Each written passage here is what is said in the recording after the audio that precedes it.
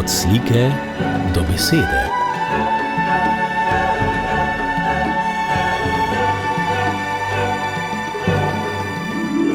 Od slike do besede.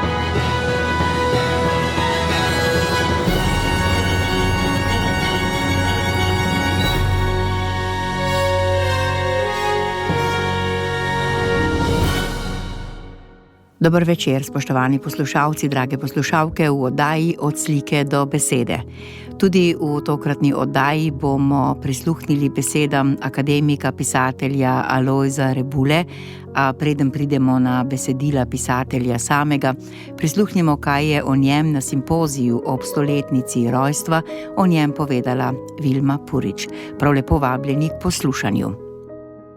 Eden temeljnih vzgibov slovenske književnosti v Italiji od konca druge svetovne vojne do današnjih dni je razmišljanje o jeziku. Besedni ustvarjalci izhajajo iz prepričanja, da pisanje literature v obmejnem prostoru ni samo zadeva posameznika, saj ima skoraj vsak zapis kolektivno vrednost, ko izhaja iz družbene, kulturne in politične podobe manjšine, jo povzema ali vsaj nanjo namiguje.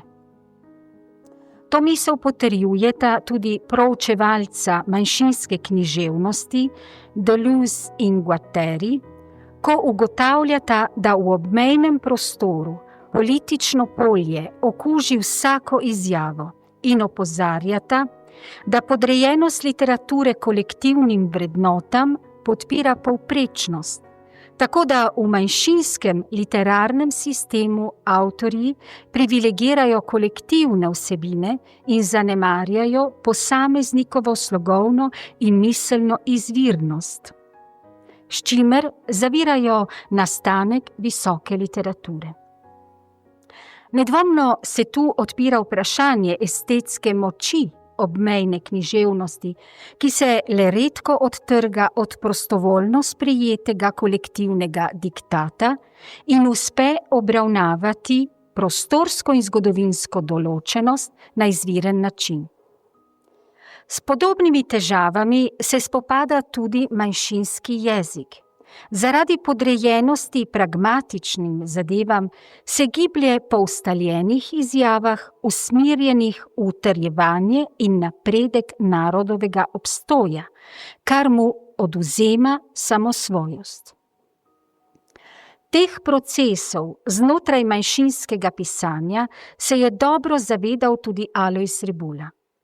Po eni strani je literarnemu jeziku prisodil visoko stopnjo kolektivne odgovornosti, ko je s svojim pisanjem položil temelje za ponovno rast potlačene skupnosti in je z ubesedeno osnovjo odkrival in prenašal bodočim rodovom nezapisane resnice ter s tem prevzemal narodno obrambno držo. Tako je med širše namene romana Zeleno izgnanstvo uvrstil potrebo po potrditvi domovinske zavesti našega človeka tukaj. S pisanjem si je prizadeval unesti v tržaško literarno pokrajino prisotnost slovenskega človeka, ki je tukaj že 1300 let. Po drugi strani pa je od pisatelja pričakoval, da se oddalji od kronotopskih določil, da preseže zamejenost manjšinskega prostora in se odloči za govorico, s katero ozavešča resnico in utemeljuje smisel. Ob raziskovanju zunanjih okoliščin posameznega pojava in razmišljanju o pogojih bivanja in sobivanja Rebula skuša izraziti to, kar Heidegger imenuje načelo in upoveduje nekaj takega, od česar ne moremo odstopati.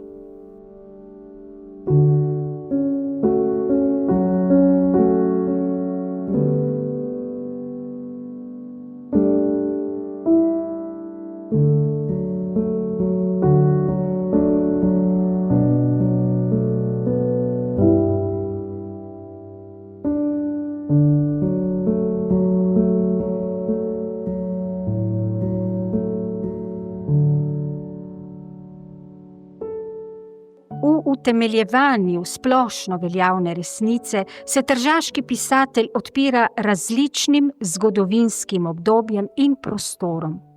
Idejno zaledje pa najde v zahodni filozofski misli od Grkov dalje in v krščanski ideji stvarjenja. Prav iz slednje vzklije težnja k poustvarjanju celostne, enovitne in dokončne predstave sveta, ki presega fragmentarnost zemeljskega in skuša zajeti celoto bivajočega ter s tem dati imanentnemu smislu.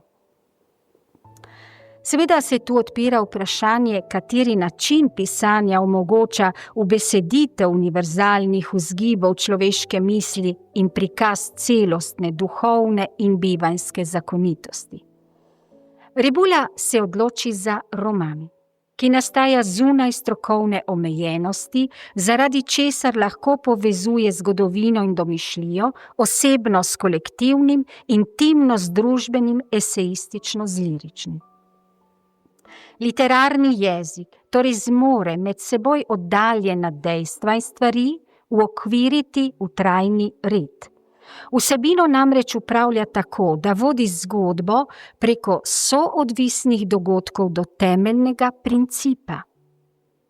Imanenca ne vstopa torej v pripoved neposredno, temveč sledi postopku selekcije, po katerem avtor opisani pojav predela v kontinuum dejanj, ki potrjujejo njegovo stališče in izražajo njegov pogled na svet ter hkrati resnico bivajočega. Literarni zgodovinar Aleksander Skaza je ta način pisanja imenoval poetika epske sklenjenosti. Svoje celovite pripovedi Rebula osnuje z jezikom, ki prehaja od prvinskega vsakdanjega izrekanja do izbrane govorice, ki je umetelno dovršena in kultivirana.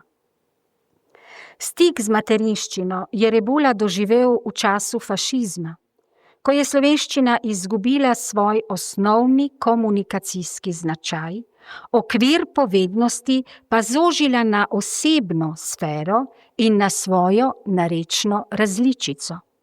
Prizadeta je bila njena funkcijska vloga, saj ni izražala vseh segmentov družbe, ni zaobjemala vseh zvrsti, kaj šele, da bi razvijala svojo umetnostno varianto. Opazen odtek jezika je v prvih povojnih desetletjih zahteval od ustvarjalca, da razvije svojevrstno eksperimentiranje, da svoje iskanje usmeri v potencirano iznajdljivost in okrepi graditeljsko moč jezika. Po mnenju literarne zgodovinarke Marije Pirjevec so temelji Rebulovega pisanja in sicer posebna jezikovna vnema in slast po imenovanju vidnega in nevidnega vzklili iz zatiranja, ki je po fašistični eri jeziku dalo poseben uporni vzgon.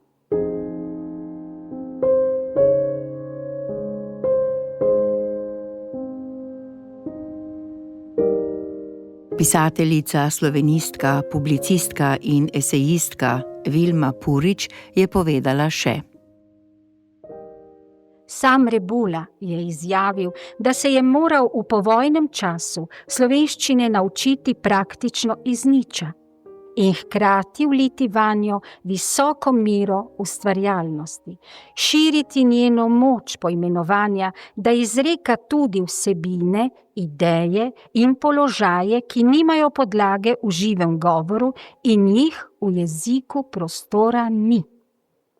Gibalo takega odnosa do jezika je nedvomno zaupanje v njegovo plodnost, živost in sposobnost preroditve, pa tudi prepričanje, da zmore zapolniti tudi tiste jezikovne položaje, ki jih v realnosti prekriva italijanščina. V romanu Senčni ples pisatelj konstruira v slovenščini različne situacije, ki znotraj zgodbe potekajo v italijanskem kontekstu. Sem sodijo intelektualni pogovori med manjšincem Silvanom Kandorjem in profesorjem De Martinisom oziroma njegovo hčerko Noro. S postopkom izgradnje Rebula skuša preseči odtek in zavrtost jezika in razširiti njegovo izrekanje na vso predmetnost in na vsa življenjska področja. Graditeljski zanos dosega avtor z različnimi pristopi, posega po izbranem besedišču, ustvarja kompleksno skladensko strukturo in raznoliko podobje, ki se občasno stopnjuje v izumetničeno metaforiko. Pri tem skuša vselej ohraniti pravo mero usklajenosti med težnjo k prvinskemu izrekanju in oblikovanjem kultivirane govorice. Skuša povezati skupaj oba izrazna načina in ustvariti uravnoteženo mešanico, ki ne zaide v ekstreme, temveč ostaja v obsegu mire. Tudi najbolj razširjena prvina Rebulovega pisanja, in sicer raba metaforičnega podobja, ne dosega popolne nevezanosti in sprostitve. Rebulova metafora trga jezik od realističnih spon izražanja in ga vodi v globlje razumevanje stvarnosti, vendar ostaja vraščena v temeljni smisel besedila in ohranja pomensko odvisnost od glavnega sporočila, pri čemer deluje kot krepilec osnovne misli. S pravo mero Rebulo upravlja nadalje širok obseg besed, ki bolj kot iz živega jezika prihajajo iz slovenske leposlovne dediščine, od Prešerna, Jurčiča, Cankarja, Župančiča, od Preglja in Kocbeka. Pri tem velja poudariti, da Rebulovo odbiranje in nalaganje besed se nikoli ne prevesi v napihnjeno retoriko ali dekorativno narejenost, temveč ima v svoji osnovi nekaj programskega. Opisano stilno naravnanost Rebula povzema po rimskem piscu Katonu Starejšemu, ki je zapisal rem tene verba sequentur. Drži se vsebine. Besede bodo sledile same po sebi ali drugje, če je risba pravilna, se barva sama natoči vanjo. Bistvena je risba. Jezikovni ustroj besedila sledi torej idejni niti pripovedi in vibrira od pomenov. Zavezanost pomenskosti je eno temeljnih izhodiščnih elementov tržaške književnosti. V medvojnem času jo je izpričal kraško-tržaški pesnik Srečko Kosovelj, ko je destrukcijo jezika zavezal pomenski zasnovi in etičnemu imperativu, saj se iza razglašenosti, ki jo v pesniški diskurs vnašajo matematični znaki, onomatopejski glasovi in druge oblike zvoka, kot ugotavlja literarni zgodovinar Boris Paternu, vselej oglašajo besede človek, srce, duh, ljubezen, lepota ali pesem.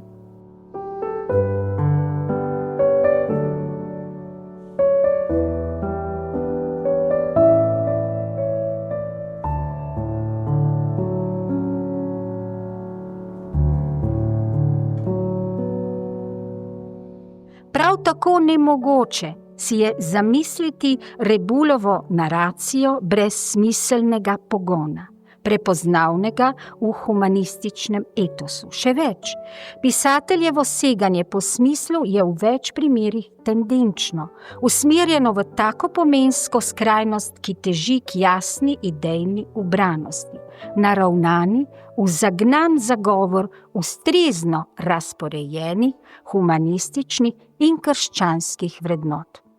Tendenčnost v literaturi zagovarja tudi avtor sam, ko spodbuja katoliške pisatelje, da odkrito izrazijo svojo versko usmeritev v prepričanju, da onkraj veličastja kulture sije veličastje križa in ustajenja, ter da nobena veljavna literatura ni bila nikoli brez tendence. Kdor ničesar noče, ta nima ničesar povedati, pravi Rebula.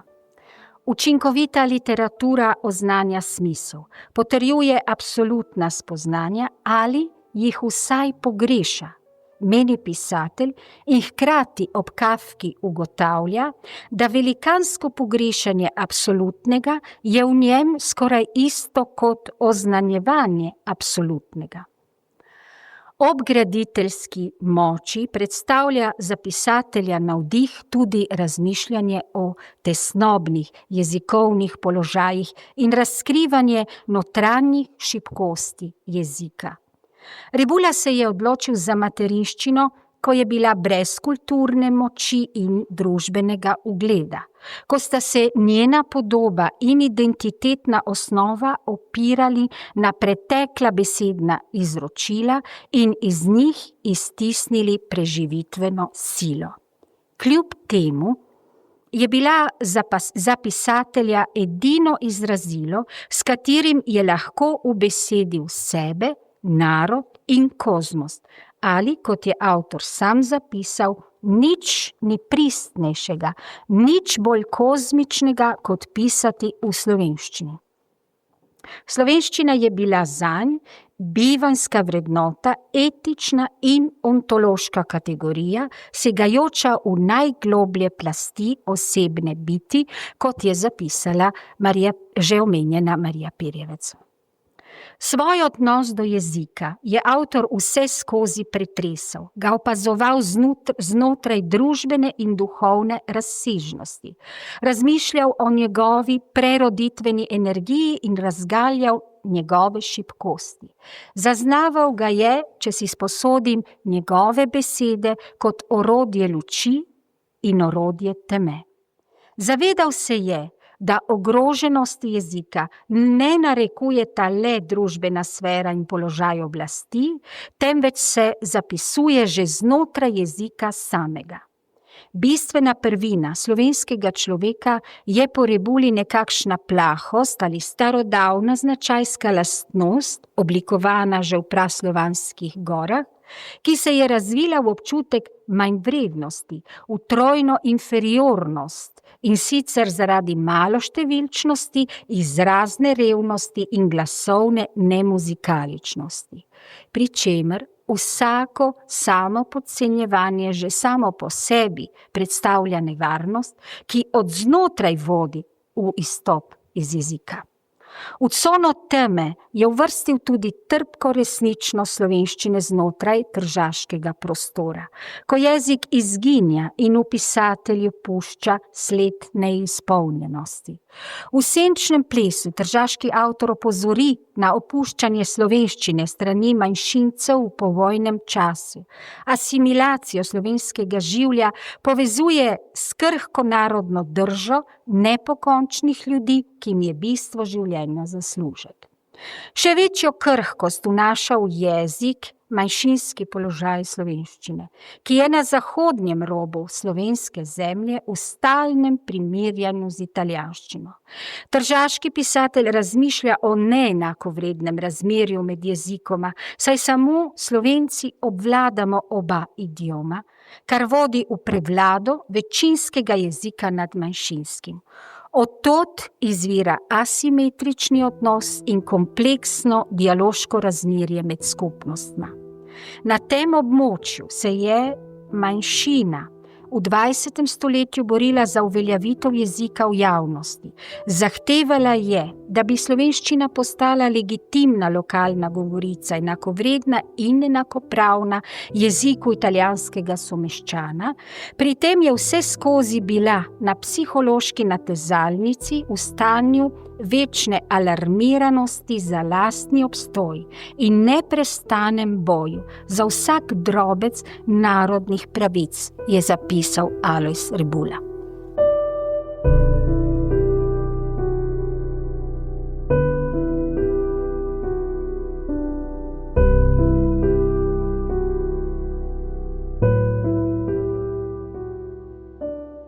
Alojz Rebula je v literarno govorico vnesel nekaj lastnih jezikovnih izbir.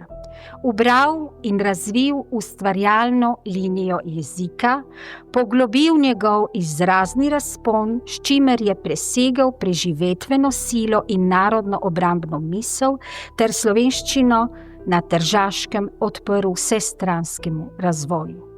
Njegov pogled na jezik je postal programsko vodilo slovenske tržaške književnosti od prvih povojnih let do današnjih dni. Prava jezikovna paradigma z natančno izdelano specifiko, katere temeljne značilnosti so težnja k razkrivanju razmerja med individualnim in kolektivnim, pozorna skrb za slog in zavezanost pomenski razsežnosti jezika. To nam je o pisatelju povedala Vilma Purič, ki je pisateljica, slovenistka, publicistka in esejistka. Zdaj pa prisluhnimo besedam pisatelja samega. Prebirala jih bo Nataša Ličen. Občestvo nevidnih. November, najbolj onstranski med meseci. Mesec nevidnega človeštva. Mesec vseh svetih in vsi mrtvi, ki so umrli v prijateljstvu z Bogom, spadajo mednje. Občestvo svetnikov. Je mogoče govoriti o čem bolj fantastičnem, kot je ta krščanska resnica? Ni to kakor govoriti o oblaku dima, o nečem brez vsake prijemljivosti. In vendar je ta resnica v nicejsko-konstantinopeljski veroizpovedi postavljena na isto enakopravno raven kot vse druge v tistem fundamentalnem besedilu, na primer kot vera v Boga ali v večno življenje. Vsekakor je sredi 20. stoletja resnica o občestvu svetnikov spodbudila eno od okrožnic papeža Pija XII., okrožnico Mystici Corporis. Že pokojni italijanski duhovnik, ki ga imam v svetniškem spominu, mi je nekoč zatrdil nekaj, kar sem težko sprejel, da je vez, ki povezuje člane Kristusovega mističnega telesa, močnejša od vezi krvi. A tu smo seveda na ravni čiste vere, tiste vere, ki se požvižga na vso domnevno nacionalnost in racionalno domnevnost, ker verjame besedi, ki bo preživela nebo in zemljo. Zakaj gre pri tem? Za skrivnostno solidarnost, ki veže na eni strani vse krščene, na drugi pa vse že odrešene in v vicah pričakujoče odrešenja v eno samo velikansko božjo družino. Gre za velikansko prelivanje milosti med tremi krščanskimi vesolji, med bojujočo se, trpečo in poveličano cerkvijo. Lahko si naša uboga fantazija pomaga s predstavo nekega neznanskega energetskega sistema, kjer se tok milosti v milijardnih relejih in frekvencah preliva po električnem omrežju človeških duš.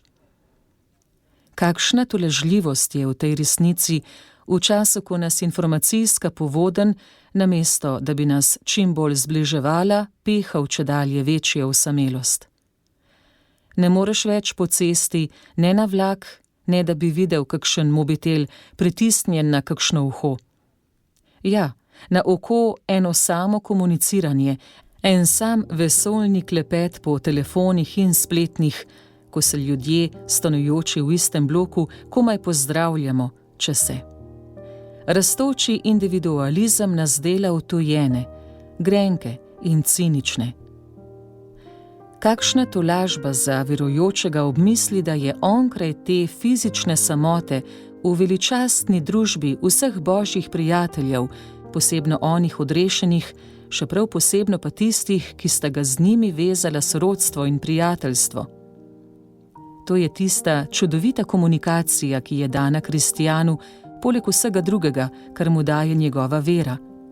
Komunikacija z večnim energetskim sistemom, ki mu pomaga živeti, delati, trpeti in upati.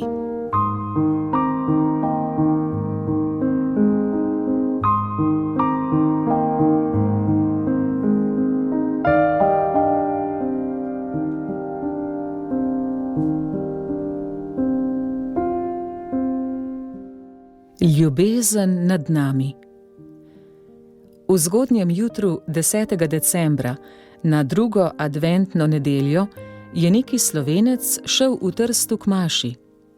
Ko je s Kardučijeve hotel čez stransko ulico priti k svetemu Antonu, se je, da sam ni vedel kako, znašel na tleh sredi asfalta z zlomljenim kolkom. Ljudje v rdečih kombinizionih so ga odpeljali v veliko novo bolnišnico pri Katinari. Obležal je v veliki prazni hali v pričakovanju radiografije. Nekaj trenutkov je bil čisto sam v velikem mrzlem prostoru. Kar ga je žrlo, ni bilo to, da se ni bil polomil v Julijskih in Kamniških Alpah ali na svojih sprehodih po gozdovih, ampak na tržaškem asfaltu. Mučila ga je misel, da je ženi obljubil, da bo ob 9. doma, saj sta imela odpotovati. In zdaj bo bolnišnica v svoji hladni, uradni italijanščini telefonirala ženi, ki v svoji ljubeči preobčutljivosti sploh ne bo verjela incidentu, ampak si bo predstavljala kaj hujšega, smrtnih primerov nikoli ne sporočajo naravnost. Ko je bil naš ponesrečenec v teh hudih mislih, je na vsem lepem zaslišal glas, topel slovenski glas, ki se mu je zazdel bolj sanjski kot resničen. Gospod Lojze, kaj pa vi tukaj? Vi me ne poznate, jaz pa sem vas videl na televiziji. Padec? S čim vam lahko pomagam? Katoličani si moramo pomagati.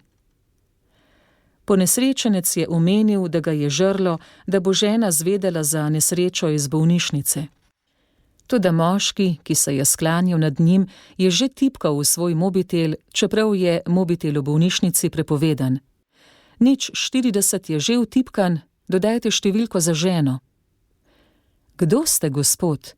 Je ponesrečenec vprašal svojega Samarijana. Miro mi je ime. Odkot? Ponesrečenec si je predstavljal človeka iz kakšnih pobožnih slovenskih dolin, pa je zaslišal odgovor iz Ricman, z našega brezbožnega krasa. Kako bi se čudil ponesrečencu, ko bi mu na koncu rekel: nedeljska praznina bolniške hale, v njej ne samo slovenski, ampak tudi krščanski glas, čudežni mobitel, vsa pamet tega sveta me ne bi prepričala, da je vse to bilo naključje. Saj, za kristjana naključij ni. Je skrivnostni agent velike skrivnosti, v kateri smo, vsak kristjan je lahko zaznal njegov poseg. Nad nami, kot nad našo Slovenijo, ni naključja, ampak pozornost in ljubezen najvišjega. Je mogoče iti v novo leto s tolažljivejšo mislijo?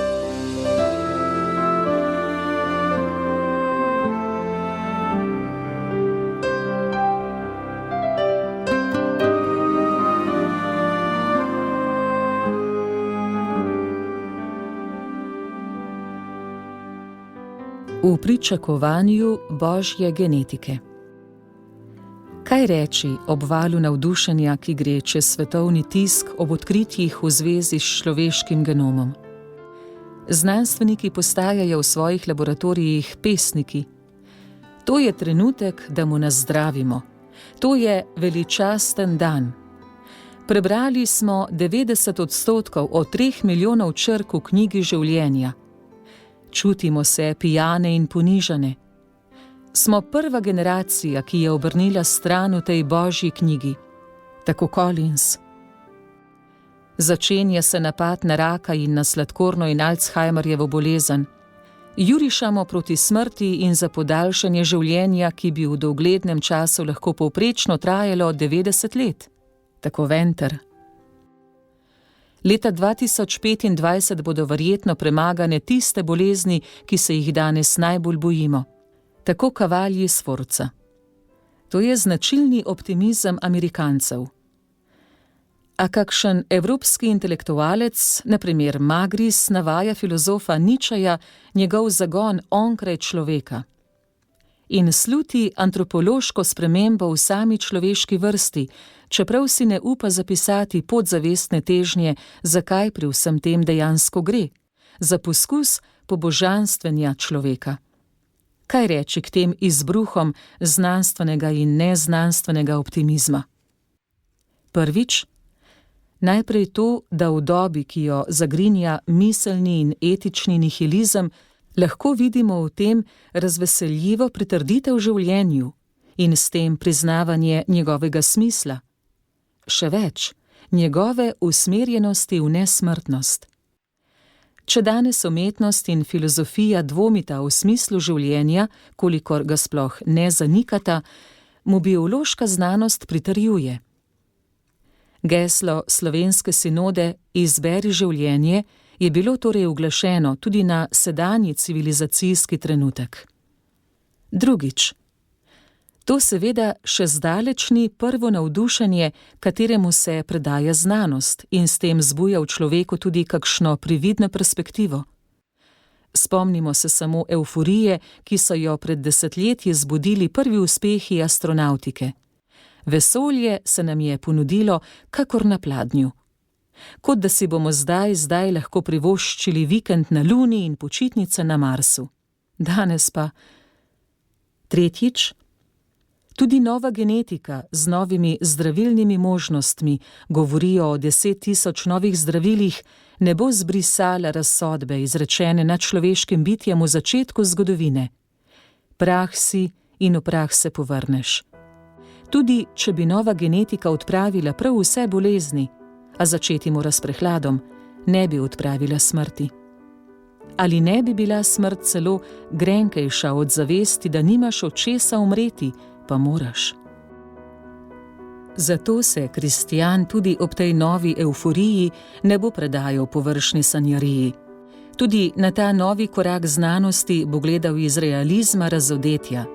Znal bo občudovati zmogljivost človekovega duha, a obenem ne bo nehal čutiti na svojem čelu dotika pepelnične srede. Kar pa zadeva genetiko, bo njegova vera šla celo prek znanstvenega optimizma. Kristusov optimizem mu namreč zagotavlja prodor neke druge, božje genetike, genetike vstajenja.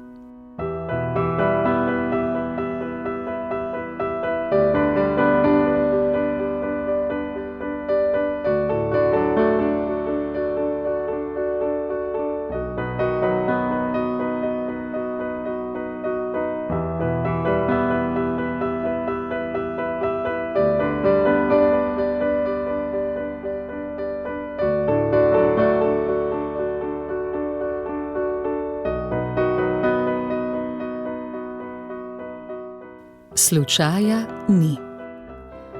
Naj mi lektorica družine oprosti, ker v tem zapisu namesto slovenskega naključja uporabljam izposojenko slučaj.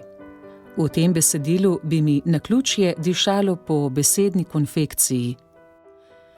Vsakdo je v življenju že doživel kaj nepričakovanega, presunljivo nepričakovanega, da si je rekel, kakšen slučaj. Kakšen nemogoč slučaj. Tudi velika zgodovina je polna presenetljivih slučajev. Ko je polkovnik von Stauffenberg poleti 1944 nastavil bombo pod Hitlerjevo mizo v njegovi Wolfschanze, jo je neki general, ko je sedel, slučajno z nogo odmaknil nekaj centimetrov stran. Zaradi tistega slučaja je Hitler ostal ob eksploziji živ in se je vojna nadaljevala še 1 leto. Kaj je torej s slučajem? Verujoči vedo, da Bog v svoji vsemogočnosti in vsevednosti drži v pesti vsak gram in vsako sekundo vesolja. Ne pade niti list, če ni Bog za to, pravi italijanski pregovor, a prav tako vedo, da Bog prepušča polno svobodo svojim ustvarjenim bitjem, od čistih duhov do človeka. Tako obstanemo pred skrivnostjo vseh skrivnosti. Kako neki se odvija igra med Božjim nadzorom nad vsem in med človekovo svobodo. Eno je gotovo, če človek verjame v Boga, da so vsi časi in vsi prostori pod njegovim absolutnim nadzorstvom. Kakšen Bog bi bil, če ne bi držal v pesti vsega? Takoj potem pa se vsili vprašanje, zakaj potem tudi pri verujočih večkrat vtis, ki je pri neverujočih prepričanje, da vse gre, kot da Boga ni? Odgovor, ki je edino možen, ker je Božja režija, ki vodi vesolje k njegovi izpolnitvi, tako diskretna, da njenega poseganja ne opazimo. Ne opazimo ga, čeprav prešinja vse, kakor ne zaznavamo vseh mogočih valov in žarčenj, ki napolnjujejo atmosfero. Dejansko plavamo v morju Božje režije, ne da bi jo zaznali. Izjemoma pa se da zaznati. In kadar se to zgodi, imamo slučaj. Slučaj je torej za tistega, ki veruje v nevidno, poblisk Božje roke na steni bivanja. Je trenutno razkritje normalnega, a za nas nezaznavnega Božjega poseganja. Za verujočega je to tako rekoč izkustveni dokaz o obstoju previdnosti, za neverujočega je pač nerazumljiv slučaj. Drugo vprašanje je, ali nima svoje režije z lastnimi slučaji tudi sila zla. Slučaja vsekakor ni. Je le ime za skrivnostnega agenta med nami. In v tem, da je beseda slučaj med najbolj rabljenimi, je mogoče videti dokaz, da nevidno dosti bolj posega v človeške zadeve, kakor si lahko predstavljamo. Kristjanova sreča je v veri, da je tistemu nevidnemu pravo ime ljubezen, kakor ga je označil nekdo, ki je slonel na Kristusovih prsih.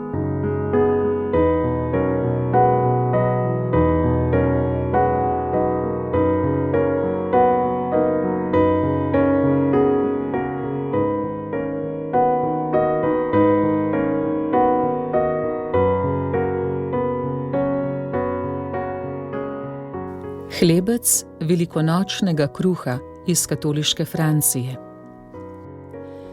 Francija je nekoč, kot je rekel papež Pavel VI, pekla kruh za celotno krščanstvo. Po drugi svetovni vojni je tista njena materna peč kakor ugasnila in omrznila. Namesto nje pa so zagorele drugačne peči, peči nihilizma, kakor na primer tista, ki jo je kuril Jean-Paul Sartre. Zato je za kristjana tem bolj razveseljivo, če v tej atmosferi smrti, v kateri živi, zazna vonj iz katoliške pekarne najbrihtnejšega naroda v Evropi. Pek je tokrat na pogled krotak, a notranje jeklen človek, zgodovinar, nesmrtnik francoske akademije in predsednik ustanove Narodne fundacije za politične vede, René Remon. Ta Francoz je preveč kritičen intelektualec, da bi mogel biti kakšen naivno optimističen vernik. Zna biti realist, da te zmrzi. Takole pravi na primer: po zlati dobi v začetku 20. stoletja ima človek vtis splošnega razsula. Prehajamo v dobo, v kateri katolištvo ne pomeni več tega, kar je pomenilo nekoč. Konec citata. Remon si torej ne dela iluzij o družbeni vlogi katolištva. Kljub temu ostaja neomajen kristjan. Na vprašanje, ali je treba, da bi zaustavili upad krščanstva, verjeti v Kristusovo božanstvo in njegovo vstajenje, odgovarja: ja, mislim, da je ključ vsega v tem, da verujemo, da je Jezus sin Božji, da verujemo v človečenje in vstajenje. Vse drugo je drugotno. Druge verske resnice nimajo iste teže. Kdor ne veruje v Kristusovo božanstvo in njegovo vstajenje, se postavlja zunaj krščanstva. Konec citata. Isto misel je z isto odločnostjo izrekel pred njim veliki protestantski teolog Karl Barth. Lahko smo protestanti ali katoličani, pravoslavni ali reformiranci, progresisti ali konzervativci. Toda če hočemo, da ima naša vera svoj temelj, moramo videti in slišati angele poleg odprtega in praznega groba. Konec citata. Tako bo tudi slovenski kristjan skupaj s francoskim akademikom in protestantskim teologom ter z vesoljno cerkvijo v velikonočnem jutru izrekel z osveženo zavestjo temelj svojega verovanja: in tretji dan je od mrtvih vstal. S tem bo tudi potrdil, kar iz te vere izhaja, da namreč Kristus ni zgodovinski spomin, ampak resničnost. Resničnost kot sonce ali elektrika, božanska energija med nami, vstali med nami, večno živ, tudi s svojimi slovenskimi brati v matici, zamejstvu in zdomstvu. Vstali kot smisel življenja.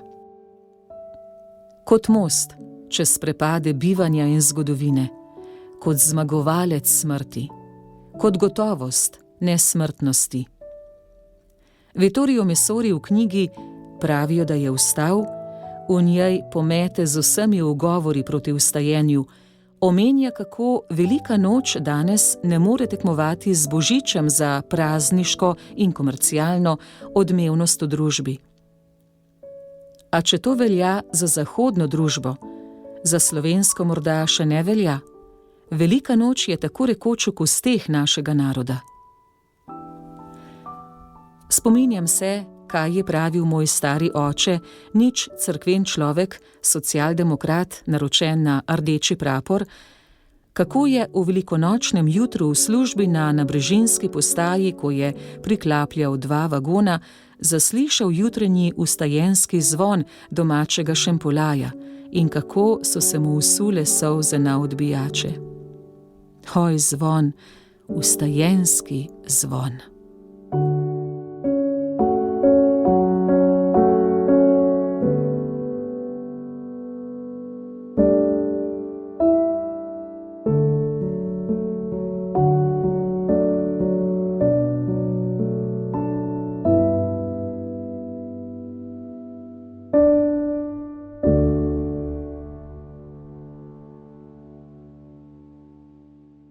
In tako smo prišli do konca oddaje, ki sem jo pripravila in uredila Mateja Subotičanec. Tehnična izvedba Mark Gazvoda. Hvala, spoštovani poslušalci, drage poslušalke, če ste poslušali oddajo. Bodite z nami spet čez teden dni. Oddaja je na voljo tudi med našimi podcasti. Lahko noč.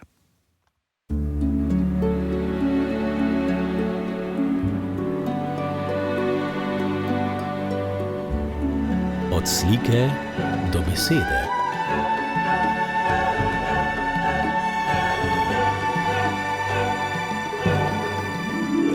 Od slike do besede.